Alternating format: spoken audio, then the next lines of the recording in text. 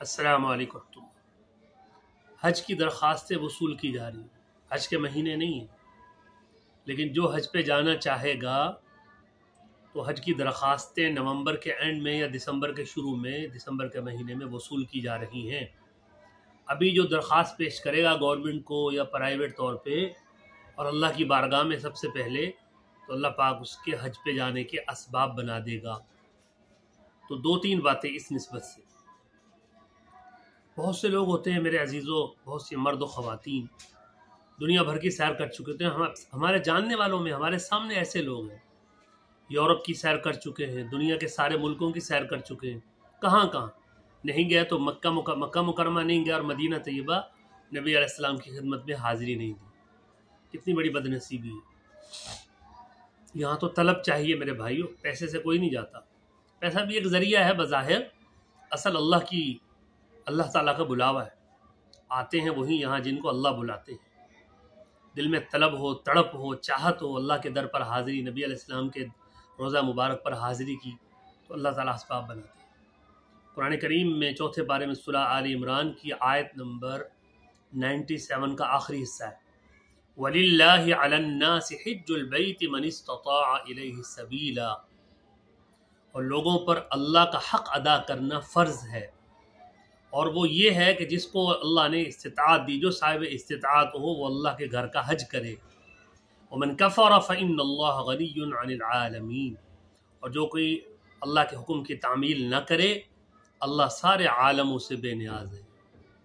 ठीक है, लिहाजा कुरान करीम की ये आयत बताती है कि जो साहिब इस्तिताअत है उस पर हज फ़र्ज़ है। अब सवाल ये कि साहिब इस्तिताअत कौन है?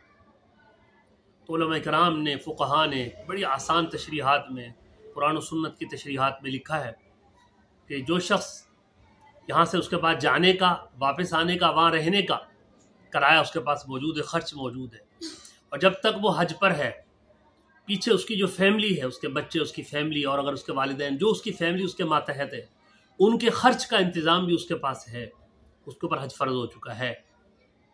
और अगर औरत है तो साथ महरम का भी इंतज़ाम हो तो उस पर हज फ़र्ज़ है। सऊदी अरब ने महरम की शर्त ख़त्म कर दी जी। सऊदी अरब का दीन नहीं है, दीन अल्लाह और रसूल का है। ठीक है, महरम की शर्त उसी तरह है, औरत के लिए महरम का इंतज़ाम ज़रूरी है। ठीक है, लिहाजा जिस शख्स के पास जाने आने वहाँ रहने का ख़र्च है, पीछे अपनी फैमिली का ख़र्च मौजूद है, उसके ऊपर हज फ़र्ज़ है। और हदीस पाक में फरमाया नबी अकरम सल्लल्लाहु अलैहि वसल्लम ने कि जिस पर हज फ़र्ज़ है और वो हज नहीं करता, अल्लाह ताला को कोई परवाह नहीं, वो सारे आलम उससे बेनियाज है। कि ऐसा शख्स जिस पे हज फ़र्ज़ है और वो हज नहीं करता, वो यहूदी होकर मरे, ईसाई होकर मरे, नसरानी होकर मरे, अल्लाह को कोई परवाह नहीं। अल्लाह अकबर कबीरा। कितनी सख्त बात है कि हज फ़र्ज़ है, हज नहीं कर रहा, यहूदी होकर मरे, ईसाई होकर मरे, नसरानी होकर मरे, अल्लाह को कोई परवाह नहीं। और सैयदना फ़ारूक आदम रज़ी अल्लाह तआला अन्हु के दौर में ना, जब इस्लामी ममलकत वसी फैल गई, तो आपने अपनी हुकूमत के जो है इंटेलिजेंस के लोग दुनिया भर में भेजे कि जहाँ जहाँ इस्लामी ममलकतें हैं और जिन पर हज फ़र्ज़ है वो हज कर रहे हैं या नहीं देखो, अगर नहीं कर रहे हैं उन पर जिज़िया लगा दो। ये मुसलमान ही नहीं है। ये हो नहीं सकता कि हज फ़र्ज़ है और हज की फ़िक्र नहीं कर रहा, तो इसका मतलब है ये मुसलमान ही नहीं, इन पर जिज़िया लगाओ, जो काफिरों पर लगता है।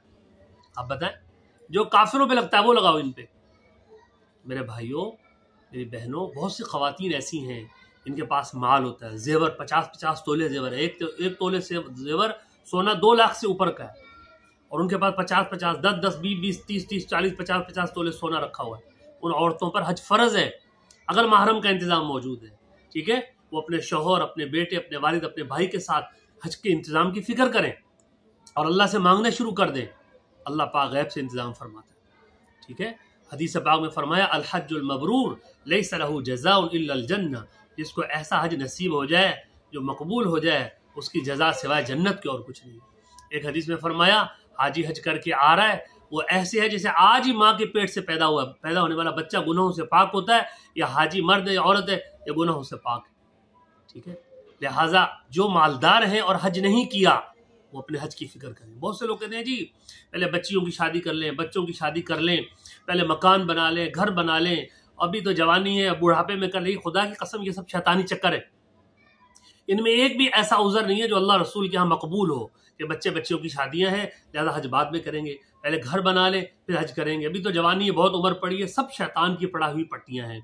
दर जवानी इबादत कर दन शेवा पैगम्बरी, हज है ही वो जो जवानी में किया जाए। हमने खुद देखा लोगों को बुढ़ापे में चला नहीं जा रहा, कहीं गिर गए, कहीं उठ गए, कहीं लेट गए, पूरी तरह से इबादत हो नहीं पा रही, तवाफ़ नहीं हो पा रहा, सफ़ा मरवा और मैदान अरफात और मुज़दलिफ़ा में आने जाने की मशक्क़तें बर्दाश्त नहीं हो रही।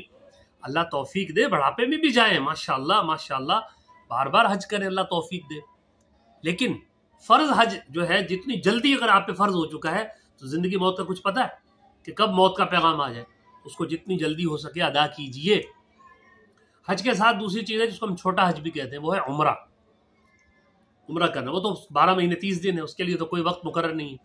जब चाहें आप, अल्लाह ने साहिब इस्तिताअत बनाया है और आप हज की इस्तिताअत नहीं है, उम्रा करने चले जाएं, अल्लाह का घर देख कर आए। नबी अलैहिस्सलाम के रोज़ा मुबारक पर हाज़िरी दें, फरमाया कि जो मेरे रोज़ा मुबारक पर आके हाज़िरी देता है वो गोया मुझसे मुलाकात करता है, वो गोया नबी अलैहिस्सलाम से मुलाकात करके आ रहा है, वो गोया नबी अकरम सल्लल्लाहु अलैहि वसल्लम की ज़ियारत करके आ रहा है। सुभान अल्लाह, क्योंकि आप सल्लल्लाहु अलैहि वसल्लम अपने रोज़ा मुबारक में ज़िंदा और हयात हैं। जो वहाँ हाजिर होता है वो सलाम पेश करता है, आप सल्लल्लाहु अलैहि वसल्लम उसका सलाम सुनते हैं, उसको जवाब इनायत फरमाते हैं। कितनी बड़ी बात है कि 2-4 कदम करीब आप सल्लल्लाहु अलैहि वसल्लम के पास आप जाएँ, सलाम पेश करें, आप सल्लल्लाहु अलैहि वसल्लम समात फरमाएँ, फिर उसका जवाब इनायत फरमाएँ। सुभान अल्लाह, कितनी बड़ी फजीलत है, इसके लिए अल्फाज नहीं है मेरे भाइयों। लिहाजा अगर अल्लाह ने तौफीक दी है, हदीस पाक में फरमाया एक उम्रा की अगर किसी ने किया फिर दूसरा उम्रा किया तो दूसरा उम्रा पहले उम्रे के दरमियान में जितने गुनाह कर चुका है सारे गुनाहों का कफ़ारा बन जाए। एक हदीस में फरमाया हाजी अल्लाह के मेहमान होते हैं और मेहमान का इकराम किया जाता है। मफहूम है हदीस का, और इकराम ये है कि हाजी उम्रा करने वाला जो है, हाजी हो या उम्रा करने वाला, जो दुआ मांगते हैं अल्लाह उनकी दुआएं कबूल फरमाता है अल्लाह ताला। एक हदीस में फरमाया उम्रे करना, कसरत से उम्रे करना फ़क्र फाका और गरीबी को और गुनाहों को ऐसे मिटा देता है जैसे लोहे सोने चांदी को आग में डाल दो, आग की भट्टी उनके ऊपर से जंग उतार देती है, ऐसे इंसान से गुनाह ख़त्म हो जाते हैं, फ़क्र फाका उससे भाग जाता है। और रमज़ान मुबारक आगे 3-4 महीने बाद रमज़ान मुबारक आ रहा है।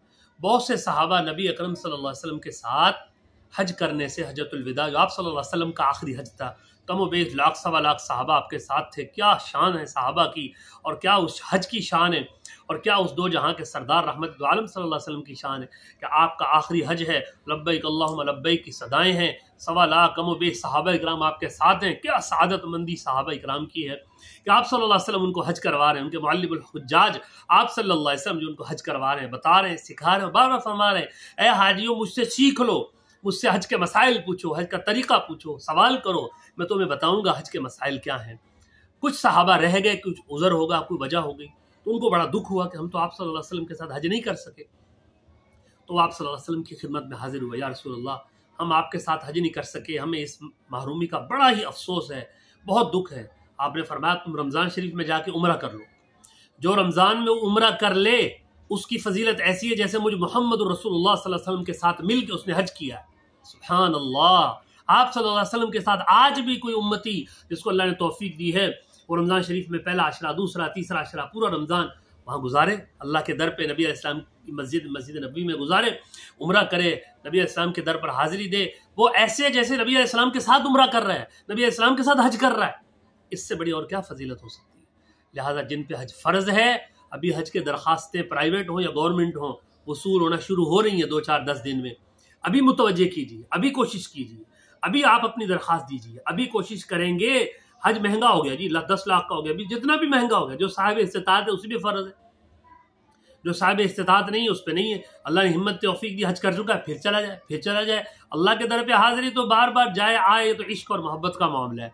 लेकिन जिन पे फ़र्ज़ है वो अपनी इसकी तरफ तवज्जो करें, वो ताख़ीर ना करें। ज़िंदगी मौत का कुछ पता नहीं कब मौत का बुलावा आ जाए और ये हज का फ़र्ज़ उनके ज़िम्मे रह जाए, अल्लाह रसूल को क्या मुँह दिखाएंगे क़यामत के दिन। अल्लाह पाक हमें समझ और अमल की तौफीक नसीब फरमाए। अस्सलाम।